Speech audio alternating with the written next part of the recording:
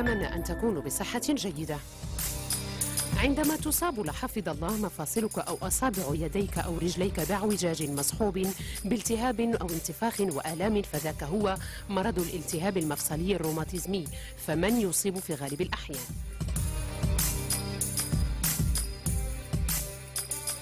مرض الالتهاب المفصلي الروماتيزمي اللي هو البولي ارثريت روماتويد المعروف بالروماتويد، هو مرض كيصيب مفاصل المريض، خصوصا اصابع الايدي واليدين والرجلين. هو تيصيب واحد الشريحه من المرضى خصوصا النساء ما بين 30 حتى ل 50 سنه. الاعراض ديالو هو الام وانتفاخ او نفخ في هذه المفاصل، قلنا خصوصا اليدين والرجلين، الام والتهاب في هذه المفاصل، ويقدر يتسبب في تشوهات هذه المفاصل اذا ما تمش التشخيص المبكر والعلاج في الوقت المناسب.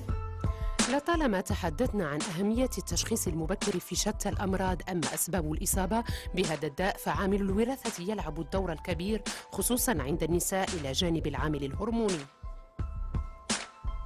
الأسباب ديالو هو ما عندوش أسباب، عنده خصوصا عوامل كثيرة، من بينها عاملين أساسيين. العامل الأول هو عامل وراثي، والعامل الثاني هو عامل هرموني. داكشي علاش هو تيصيب النساء خصوصا اللي قرب يجيهم سن اليأس ما بين تقريبا 40 سنه، فاش ما كيبقاش عندهم دوك الهرمونات الاوستروجين اللي هما تيحافظوا على المفاصل والعظام.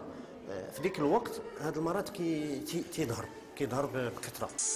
الفحص الأولي السريري يظهر من خلال الكشوفات التي تشمل الفحص بالصدى أو عن طريق الفحوصات البيولوجية والفحص بالأشعة. التشخيص ديالو كيتم عن طريق الفحص السريري، عن طريق الأشعة الراديونات المعروفين العاديين، عن طريق التحليلات البيولوجية، وخصوصا عن طريق الفحص بالصدى اللي لهاد السنين طور بشكل كبير في هذه ال10 سنوات الأخيرة. والفحص بالصدى ولا ليكوغرافي اللي كيسموها الناس التلفازه ديال المفاصل، اللي ولات الان ضروريه عند اطباء الاخصائيين في طب العظام والمفاصل. هذا الفحص بالصدى تيبين لنا التهاب قبل ما يبان في الفحص السريري، وتيبين لنا ايضا تآكل العظام والمفاصل قبل ما يبان في الراديونات في التصاور العاديين. وبهذه الطريقه كيتم التشخيص يعني في وقت مناسب، تشخيص مبكر باش يمكننا نبداو العلاج في الوقت المناسب. للفحص بالصدى دور كبير في إظهار الضرر الناجم عن التآكل الحاصل في المفاصل، وسيلة أدق من باقي الوسائل المستخدمة في التشخيص. الفحص بالصدى كيمكن انه يبين لنا الالتهابات اللي ما كتبانش في الفحص السريري، وكتبين لنا ايضا التآكل اللي في العظام اللي ما تيبانش لنا في التصويره العاديه ديال الاشعه. دونك داكشي باش كنستعنوا بهذا الفحص بالصدى باش نشخصوا الحالات بدقه، كيبين لنا اكثر الالتهاب وكتبين لنا بصفه دقيقه التآكلات اللي كاينه في المفاصل. التدخلات العلاجية تكمن في الأدوية المضادة للآلام وللالتهاب، وأدوية مخمدة للمرض، وأخرى يطلق عليها بالأدوية البيولوجية، لكن توصف بتحفظ كبير. وكي لا ننسى فهذا المرض هو من الأمراض المزمنة، فقط تقلص مضاعفاته. بالنسبة للعلاج، كاين العلاج بالأدوية العادية، مضادات الالتهاب لي زونتي انفلاماتور نون ستيرويديان، مضادات الآلام، وكاين الادويه اللي كتسمى مخمده للمرض، لان هذا المرض راه مرض مزمن وخصو ادويه اللي كتخمدوا لي تريتمون دو فون. من بين هاد الادويه اللي معروف هو الميثوتريكسات اللي كيعرفوه جميع المرضى اللي مصابين بهذا المرض. كاين هناك ادويه اخرى مخمده للمرض، وكاين هناك الادويه البيولوجيه في الحالات اللي ما كيكونش هذه الادويه المخمده كافيه، كنستعملوا هذه الادويه البيولوجيه اللي هي تطور كبير في الطب، واللي كتعطينا ماشي ما كيتسماش ان تريتمون، ما كيتسماش اون غيريزون، ما كيتسماش علاج، ولكن كيوقف المرض بطريقه كبيره، بطريقه مهمه.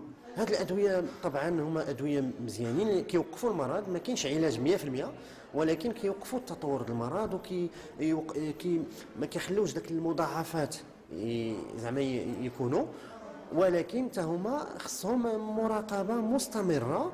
وقبل ما نبداوهم ضروري تندير واحد التحاليل اللي كنشوفوا واش كاين هناك تعفنات، واش كاين هناك مشكل في الكبد، مشكل في الكليتين، مشكل في واش كاين فقر الدم ولا ما كاينش. عاد نقترحوا على المريض باش يستعمل هذه الادويه، وحتى فاش كيستعملهم هما كيتستعملوا مثلا سنوات، بعض المرات كيتستعملوا مده يعني الحياه، لان هذا المرض مرض مزمن. التأخر في العلاج وعدم الكشف المبكر يخلف عواقب وخيمة أحيانا شأن هذه السيدة. إذن هذه السيدة مصابة بمرض الالتهاب الروماتيزمي ولا بولي أرثريت روماتويد. كانت ما جاتش في الوقت، التشخيص يعني تم متأخر شوية. كتلاحظوا هنا تشوهات ديال المفاصل، تشوهات هنا النفخ، الالتهاب، كتشوفوا الالتهاب هنا، التهاب انتفاخ المفاصل، خصوصا هاد المفاصل هادو وهادو، وتشوهات كتشوف يعني الاصابع ولاو يعني ديفي هنا خارجين على برا، ما بقاوش مقادين. هنا البواني هنا راه مازال مزيان، ولكن الا تطور اكثر كيتبلوكا، كيولي ما كيبقاش يتحرك. هاد المريضه راه تستعمل داك الدواء الميتوتريكسات ديال الاسبوع، ولكن ما كافيش. اذا غادي نضيفوا عليه، غنخليو الميتوتريكسات لانه احسن دواء، وغادي نضيفوا عليه داك الدواء البيولوجي. هاد السيده كتوفر على الرماد. غادي نشوفوا ان شاء الله غادا تنعس باش دير التحاليل، باش ما يكونش هناك شي مشكل اللي كيمنع داك الدواء البيولوجي. الا كانوا التحاليل مزيانين ان شاء الله غادي تبدا ان شاء الله داك الدواء البيولوجي. التدخل العلاجي البيولوجي أضحى ضروريا في هذه الحالة، كما لا يمكننا إغفال دور الترويض الطبي. كاين هناك العلاج بالترويض الطبي. العلاج بالترويض الطبي مثلا إلا كان الركبة مريضة، المريض ما كيتحكمش فيها، ما كيحركهاش، العضلة ديال الفخذ كتضعف. إذا هنا كيجي الدور ديال الترويض الطبي باش يقوي ديك العضلة، باش من بعد إن شاء الله ملي الركبة ما تبقاش مريضة، المريض يقدر يوقف على رجليه ويتمشى عادي. مثلا في اليدين فاش تيكون هناك اصبع اليدين تعوجات مع المرض، كنستعملوا واحد لي زاتيل دو روبو، كيتسموا اتيل دو روبو، اما بالقبص ولا بواحد الماده اخرى، باش نحاولوا نقادوهم ما يتطوروش اكثر. أيضا هناك التدخل الجراحي كوسيلة من وسائل العلاج التي تساهم في إعادة الحركة الطبيعية، سواء بجراحة عادية أو بجراحة تعويضية. هناك العلاج بالجراحة، مثلا الا تنكل شي مفصل، مثلا مفصل ديال الورك ولا المفصل ديال الركبه، هنا الدواء ما غيعطي حتى نتيجه، لان المفصل ما بقاش، لان تنكل كامل والحركه ما بقاتش.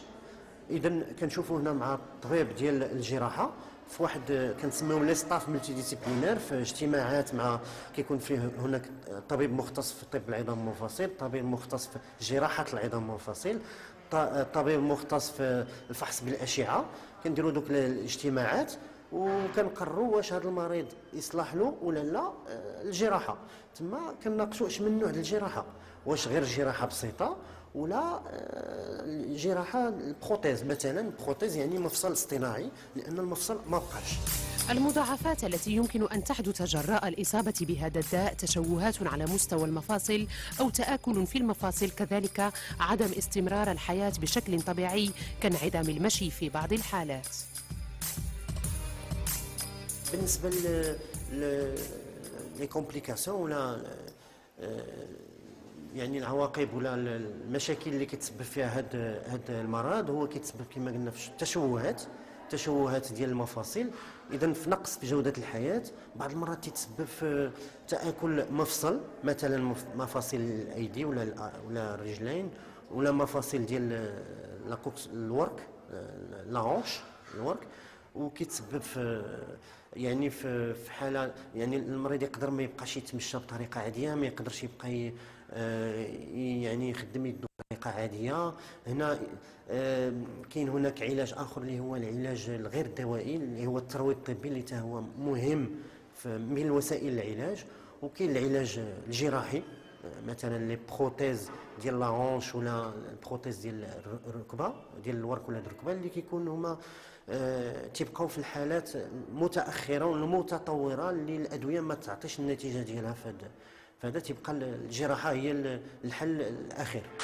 لتجنب الإصابة من هذا الداء أي الوقاية منه فذلك مستبعد تماما، لكن بمجرد حدوث ألم أو إحساس بالتهاب فتلك علامات أولية تهم الكشف المبكر، فكلما كشفنا عنه مبكرا كان الداء أخف على المريض. ما كاينش هناك وقايه لهذا المرض. اللي كاين هو الا بانوا شي اعراض عند النساء او الرجال بصفه عامه، وخصوصا النساء اللي قرب يعني عندهم سن اليأس او المينوبوز، الا كان يعني الم في المفاصل، الم كتسمى التهابيه، ماشي الم اللي عندها علاقه بالمجهود، الم اللي كتفيق المريض في يعني مثلا في الفجر، واللي كتبان فاش المريض تيفيق في الصباح كتكون هذه الالام، وكتخلي المفاصل يكونوا متشكلين، تيبقاو متشكلين تقريبا على الاقل واحد نص ساعه، بعض المرات اكثر، بعض المرات نص النهار كامل تيبقاو مشكلين. خاصو ضروري يمشي يشوف الطبيب المختص في طب العظام والمفاصل، ولا على الاقل يشوف الطبيب العام باش يوجهه في اقرب وقت للطبيب المختص. بما أن جسد الإنسان من مكوناته الرئيسة العظام، فأي خلل فيها أو التهاب أو انتفاخ فذاك ناقوس خطر لا يجب التغاضي عنه، فلنقم بالكشف المبكر لنخفف من وطأة المرض مستقبلا ولكي نعيش حياة طبيعية. موضوع الحلقة المقبلة بمشيئة الله سيكون عن اعوجاج الساقين عند المواليد.